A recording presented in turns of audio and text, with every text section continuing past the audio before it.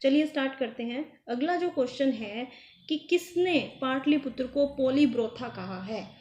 हम जानते हैं कि जो पाटलिपुत्र का जो विस्तृत विवरण करने वाला व्यक्ति है वो मेगास्थनीज ही है, जिसने अपनी पुस्तक इंडिका में पाटलिपुत्र का विस्तृत वर्णन किया है और उसी ने ही पाटलिपुत्र को पोलीब्रोथा शब्द का इस्तेमाल उसने इसमें किया है। तो इसका सही आंसर है ए। क्वेश्चन नंबर 2 कि मौर्य काल में जो एग्रोनोमोई नाम का अधिकारी होता था वो किस से संबंधित था। क्या वो भवन निर्माण का कार्य करवाता था, या वो सड़क निर्माण का कार्य करवाता था, कृषि विभाग का अधिकारी था, या मापतोल का अधिकारी था। जो एग्रोनोमोई नाम का अधिकारी है वो सड़क निर्माण का अधिकारी था। मौर्य काल में सड़कों का निर्माण कार्य बहुत अच्छे से किया गया था ताकि व्यापार में वृद्धि हो सके, लोगों के लिए यातायात की जो सुविधा है उसकी बेहतरी के लिए ये कार्य किया गया था। इसका एग्जैक्ट आंसर है बी। तीसरा प्रश्न है कि मौर्य काल में गुप्तचरों को क्या कहा जाता था। गूढ़ पुरुष कहा जाता था, या गुप्तचरी कहा जाता था, संस्था व संचार, या खोजी कहा जाता था।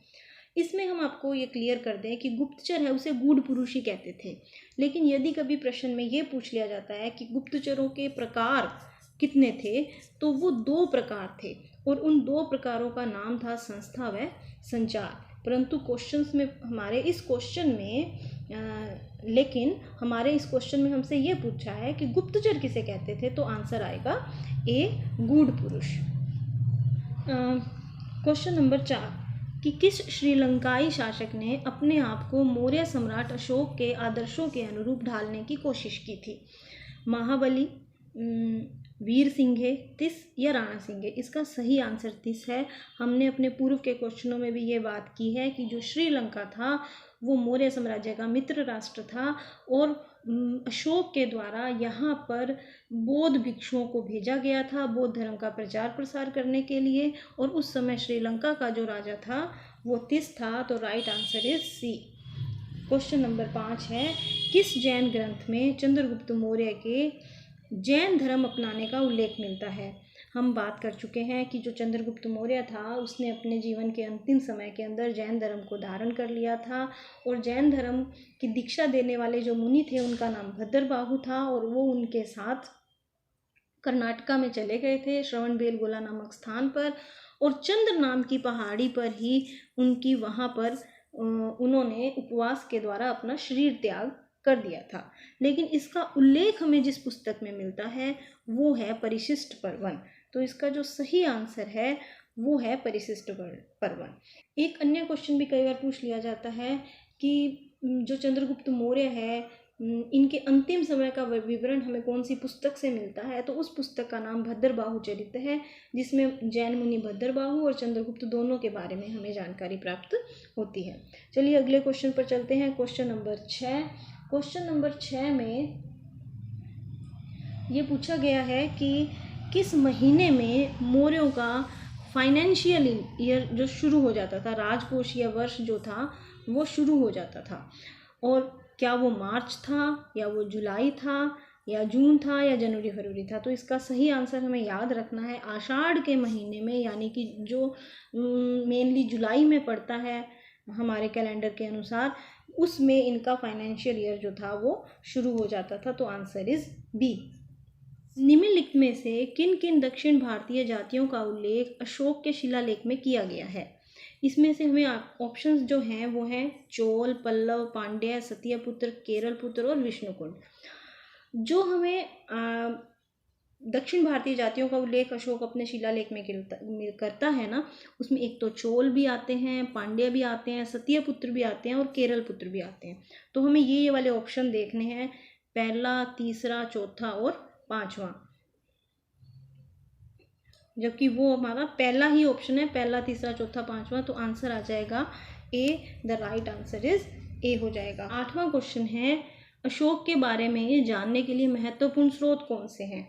आहत मुद्राएं, ये वो मुद्राएं थी जो मौर्य काल तक चलती थी। शिलालेख, यूनानी लेख, बौद्ध साहित्य। आहत जो मुद्राएं थी उन पर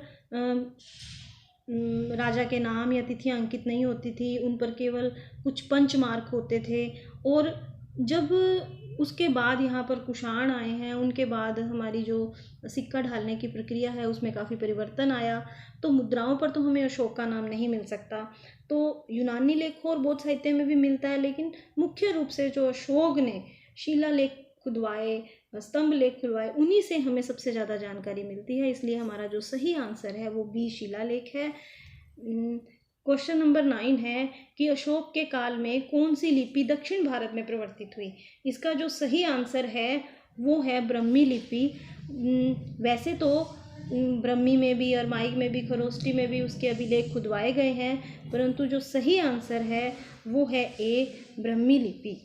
क्वेश्चन नंबर 10, अशोक का अभिलेख भारतीय उपमहाद्वीप के भी बाहर भी पाया गया है। ये शब्द यहाँ पर याहर छप गया है, लेकिन बाहर भी पाया गया है। निम्नलिखित में से यह किस देश में पाया गया है?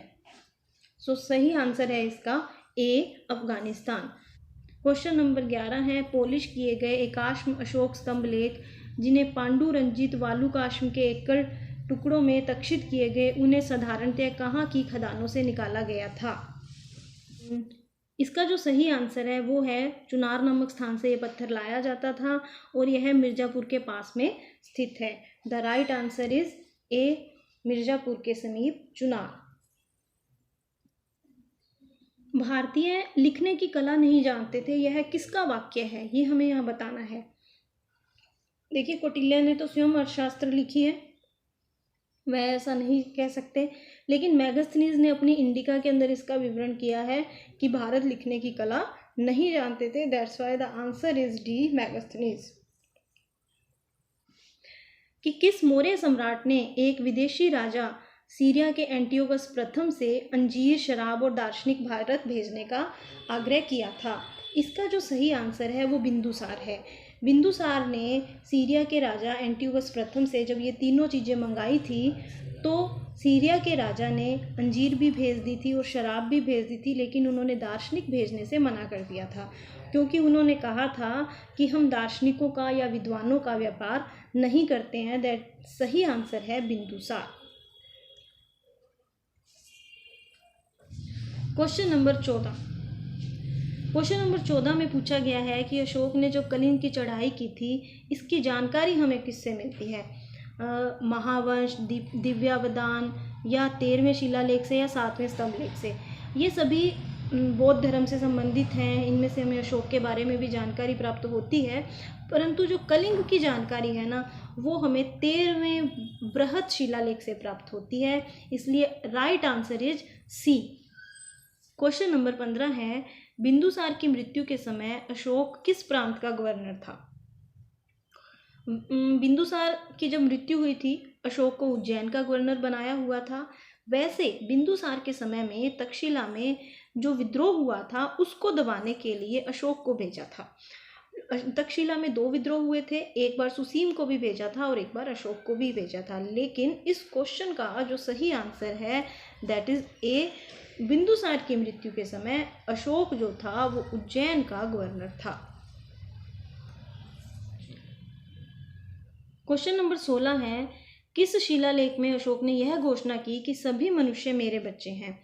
यह जो उल्लेख है यह प्रथम कलिंग शिलालेख में किया गया है, क्योंकि कलिंग में जो इतना अधिक रक्तपात और नरसंहार हुआ था, तो संभवतः वहाँ की जनता के बीच में अपना विश्वास बनाए रखने के लिए कलिंग ने ऐसी घोषणा की। वैसे कलिंग में अशोक के शिलालेख और स्तंभ लेख अधिक मात्रा में नहीं मिलते हैं, लेकिन सभी मनुष्य मेरे बच्चे हैं ऐसा जो लिखा गया है वो पृथक कलिंग शिलालेख के अंदर लिखा गया है। Then the right answer is ए।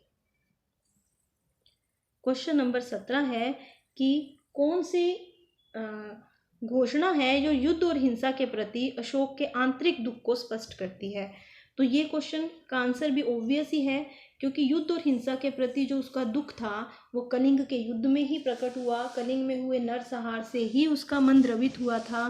तो ये जो घोषणा की गई है कि सभी मनुष्य मेरे बच्चे हैं और युद्ध और हिंसा की नीति का जो त्याग है, उसका जो उल्लेख है वो कलिंग के पृथक शिलालेख में ही मिलता है। तो इसका जो राइट आंसर है वो डी है। किस शिलालेख में अशोक ने यह घोषणा की कि किसी भी समय, चाहे मैं खाता हूँ या रानी के साथ विश्राम करता हूँ या मैं अपने अंतःशाला में रहूँ, मैं जहाँ भी रहूँ, मेरे महामात्य मुझे सार्वजनिक कार्य के लिए संपर्क कर सकते हैं। यानी कि उसने यह घोषणा की कि वह जनता के कार्य करने के लिए सदैव तैयार है। ऐसी घोषणा उसने छठे शिलालेख के अंदर की है। तो इसका जो सही आंसर है वो डी है, छठा शिलालेख। 19 नंबर प्रश्न है कि निम्न में से कौन अवरोही क्रम में जिला स्तर के अधिकारियों का नाम बताता है। जिला स्तर के बड़े अधिकारी से लेकर हमें छोटे अधिकारी तक पहुंचना है। प्रादेशिक, राज्युक और युक्तक, ये तीनों ही जिले के अधिकारी हैं, परंतु इसमें जो सबसे बड़ा अधिकारी है वो प्रादेशिक है, दूसरे नंबर पर राज्युक आता है और तीसरे नंबर पर युक्तक आता है। तो इस हिसाब से जो हमारा सही आंसर है वो ए होगा। क्वेश्चन नंबर 20 विष्टि है, यानी कि हमें बताना है विष्टि शब्द किसके लिए प्रयुक्त हुआ है। क्या वैवाहिक अनुष्ठानों के लिए, बेगारी के लिए, प्रांतों के लिए, जिले के लिए। ये जो बेगार प्रथा है जिसमें प्रजा को राजा के खेतों में या अन्य जो कार्य होते थे जिनके लिए उनको मजदूरी प्राप्त नहीं होती थी, उसके लिए अर्थशास्त्र में विष्टि शब्द का इस्तेमाल किया गया है। Right answer is B.